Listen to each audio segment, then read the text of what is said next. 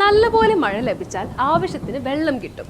സ്വാഭാവികമായും കൃഷിക്ക് അനുകൂല സാഹചര്യം ഉണ്ടാവുകയും വിളവ് വർദ്ധിക്കുകയും ചെയ്യും. മഴയും വിളവും തമ്മിലുള്ള ഈ ബന്ധത്തെ കൃത്യമായി വിലയിരുത്തുന്നതിനായി ഉപയോഗിക്കുന്ന ഒരു ഗ്രാഫിക്കൽ മെത്തേഡ് ഉണ്ട്. അതേതാണെന്ന് അറിയാമോ? Hello guys, today let's talk about one of the most important concepts in economics, which is scatter diagrams. രണ്ട് വേരിയബിൾസ് തമ്മിൽ എങ്ങനെ ബന്ധപ്പെട്ടിരിക്കുന്നു എന്ന് മനസ്സിലാക്കുന്നതിനായി ഉപയോഗിക്കുന്ന ഒരു ഗ്രാഫിക്കൽ ചാർട്ടാണ് സ്കാറ്റർ ഡയഗ്രം. സ്കാറ്റർ പ്ലോട്ട് എന്നും സ്കാറ്റർ ഗ്രാഫ് എന്നും ഇതിനെ വിളിക്കാറുണ്ട്. A variable is a symbol or name that represents a value which can change or vary. ഉദാഹരണത്തിന് temperature, height, marks in a test എന്നിവയൊക്കെ. സ്കാറ്റർ ഡയഗ്രത്തിൽ ഒരു വേരിയബിൾ ഹൊറിസോണ്ടൽ ആക്സിസിലും മറ്റൊന്ന് വെർട്ടിക്കൽ ആക്സിസിലും ആയിട്ടാണ് രേഖപ്പെടുത്തുക. ഹൊറിസോണ്ടൽ ആക്സിസിലെ വേരിയബിൾ ഇൻഡിപെൻഡന്റ് വേരിയബിൾ ആണ്. It influences the other variables. Vertical ആക്സിസിലെ വേരിയബിൾ ഡിപെൻഡന്റ് ആണ്. It depends on the independent one. ഈ ഡയഗ്രം എങ്ങനെയാണ് വർക്ക് ചെയ്യുന്നത് എന്ന് നോക്കാം. രണ്ടു പേരും ഓരോ ഡോട്ടുകളായാണ് ഗ്രാഫിൽ റെപ്രസെന്റ് ചെയ്യുക.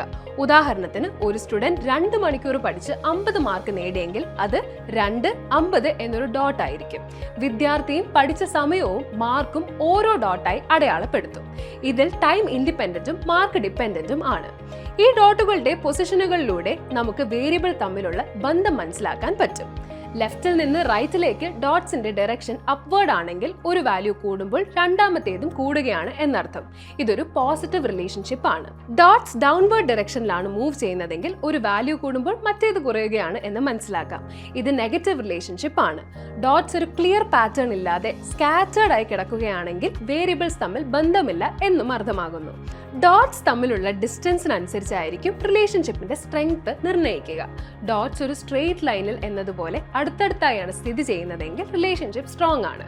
അതുപോലെ ഡോട്ട് സ്പ്രെഡ് ആയിരിക്കുകയാണെങ്കിൽ റിലേഷൻഷിപ്പ് വീക്കുമാണ്.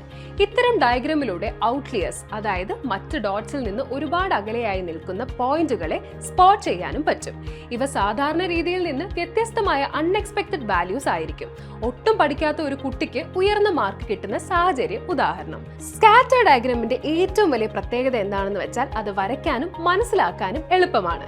എക്കണോമിക്സിൽ അല്ലാതെ സ്റ്റാറ്റിസ്റ്റിക്സിലും ബിസിനസ്സിലും ഇത് വളരെയധികം ഉപയോഗിക്കാറുണ്ട്. That's it for today. മറ്റൊരു കോൺസെപ്റ്റുമായി അടുത്ത വീഡിയോയിൽ കാണാം. അതുവരേക്കും good bye and take care.